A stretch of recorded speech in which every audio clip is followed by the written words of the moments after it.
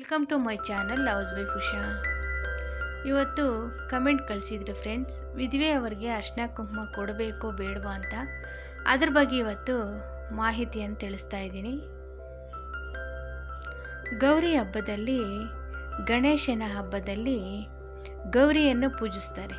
ಗೌರಿಯನ್ನು ಏಕೆ ಪೂಜಿಸ್ತಾರೆ ಅಂದರೆ, ಹೆಣ್ಣು ಮಕ್ಕಳಿಗೆ ಅರ್ಶಿನ ಕುಂಕುಮವನ್ನು ಕೊಡಬೇಕು ಅಂತೇಳಿ ಆಗಿನ ಕಾಲದಲ್ಲಿ ಪದ್ಧತಿಯನ್ನು ಮಾಡ್ಕೊಂಡು ಬಂದಿದ್ದಾರೆ.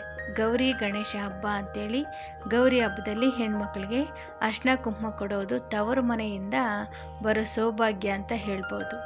ಯಾರೇ ಮನೆಯಲ್ಲಾದ್ರೂ ಎಷ್ಟೇ ಕಷ್ಟವಾಗಿದ್ರೂ ಆ ಗೌರಿ ಹಬ್ಬದಲ್ಲಿ ಮಾತ್ರ ಹೆಣ್ಮಕ್ಳಿಗೆ ಅರ್ಶಿನ ಕುಂಕುಮವನ್ನು ಕೊಡ್ತಾರೆ. ಆದರೆ ವಿಧವೆ ಆಗಿದ್ದರೂ ಕೊಡ್ತಾರೆ, ವಿಧವೆ ಆಗದೇ ಇದ್ರೂ ಕೊಡ್ತಾರೆ. ಆದರೆ ನಮ್ಮ ತಾತಯ್ಯನವ್ರು ಹೇಳಿರೋದೇನು ಅಂದರೆ, ಅರಿಶಿನ ಕುಂಕುಮ ಹುಟ್ಟಿದಾಗಿಂದನೂ ಬಂದಿದೆ.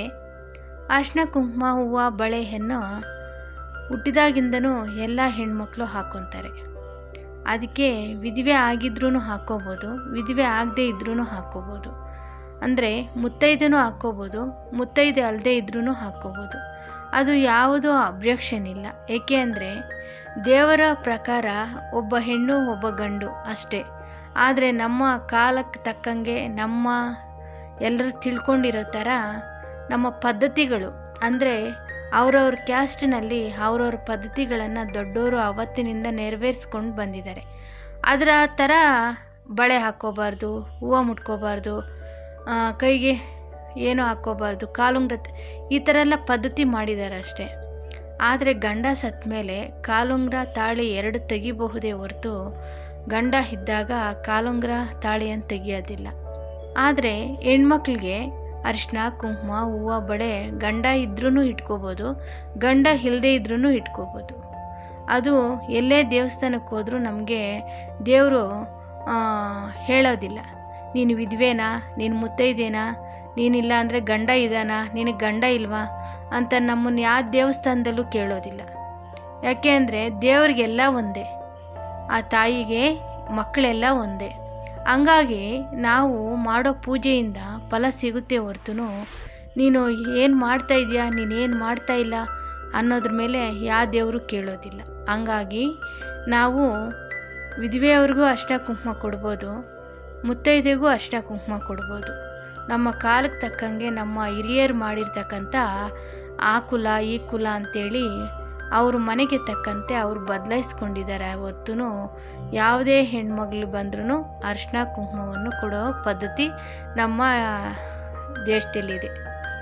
ನಮ್ಮ ಕರ್ನಾಟಕದಲ್ಲಿ ಯಾವ ಮೂಲೆಗೆ ಹೋದ್ರೂ ಎಲ್ಲೇ ಹೋದ್ರೂ ಹೆಣ್ಮಕ್ಳಿಗೆ ಯಾವ ದೇವಸ್ಥಾನದಲ್ಲೇ ಆಗಿರಲಿ ಅರಿಶಿನ ಕುಂಕುಮವನ್ನು ಕೊಡ್ತಾರೆ.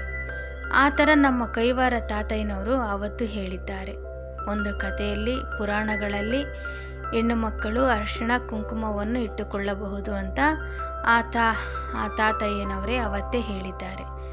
ನೋಡಿ ಫ್ರೆಂಡ್ಸ್, ಅಂದರೆ ನಾವು ಎಲ್ಲೇ ದೇವಸ್ಥಾನಕ್ಕೆ ಹೋದ್ರೂ ಕುಂಕುಮ ಕೊಡ್ತಾರೆ. ಆದರೆ ವಿಧವೆ ಆಗಿದ್ದಾಳೆ ಅಂತ ಯಾವ ದೇವಸ್ಥಾನದಲ್ಲೂ ಯಾವ ಪೂಜಾರಿನೂ ಕೊಡದೆ ಹಾಗೆ ಇಟ್ಕೊಳ್ಳೋದಿಲ್ಲ. ಹಾಗೆ ನಾವು ಅವರನ್ನು ಕೀಳಾಗಿ ನೋಡಬಾರ್ದು. ಈ ವಿಧವೆ ನಮ್ಮ ಗಂಗೆ ಅಷ್ಟು ಪವಿತ್ರವಾಗಿರ್ತಾಳೆ ಅವಳು ಅಂತ ಹೇಳ್ತಾರೆ. ಗಂಗೆಗೆ ಹೋಲಿಸ್ತಾರೆ ವಿಧವೆಯನ್ನು. ಏಕೆ ಅಂದರೆ ಗಂಡ ಮಾಡಿರೋ ಪಾಪಗಳಿಗೆ ಗಂಡ ಹೋದರೆ ಹೆಂಡ್ತಿಗೆ ಶಿಕ್ಷೆ ಕೊಡೋದು ಯಾವ ನ್ಯಾಯ ಹೇಳಿ? ಅದಕ್ಕೆ ಹೆಂಡ್ತಿಗೆ ಯಾವತ್ತೂ ಶಿಕ್ಷೆ ಕೊಡಬಾರ್ದು. ಅವಳಿಗೂ ಆಸೆ ಇರುತ್ತೆ, ಅವಳಿಗೂ ಎಷ್ಟೋ ಕನಸುಗಳಿರುತ್ತೆ.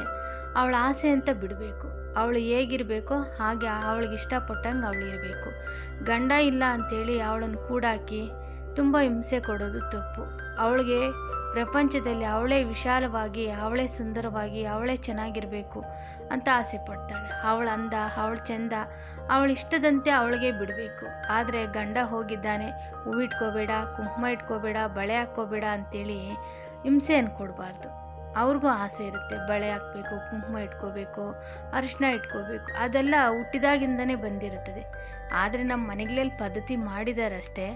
ಆದರೆ ದೇವ್ರು ಕೂಡ ಒಬ್ಬ ದೇವಸ್ಥಾನಕ್ಕೆ ಹೋದ್ರೂ ಅರಿಶಿನ ಕುಂಕುಮ ಹೂವು ಬಳೆಯನ್ನು ಆ ದೇವರೇ ನಮ್ಗೆ ಕೊಡ್ತಾನೆ. ಅದರಲ್ಲಿ ಇನ್ನು ಮನೆಯಲ್ಲಿ ಈ ಥರ ನಿರ್ಧಾರಗಳು ಮಾಡೋದು ತುಂಬ ತಪ್ಪು ಅಂತ ಹೇಳ್ತೀನಿ ಫ್ರೆಂಡ್ಸ್. ನೋಡಿ, ಯಾರೇ ಆಗಿರಲಿ, ಹೆಣ್ಮಗು ಆಗಿರಲಿ, ವಿಧವೆ ಆಗಿರಲಿ, ಯಾರಿಗೇ ಆದ್ರೂ ಅರಿಶಿನ ಕುಂಕುಮವನ್ನು ಕೊಡಬಹುದು. ನಾನು ಹೇಳಿರೋದು ಏನಾದರೂ ನಿಮ್ಗೆ ಇಷ್ಟ ಆದರೆ ಶೇರ್ ಮಾಡಿ, ಸಬ್ಸ್ಕ್ರೈಬ್ ಮಾಡ್ಕೊಳ್ಳಿ, ಲೈಕ್ ಮಾಡಿ ಫ್ರೆಂಡ್. Bye friends.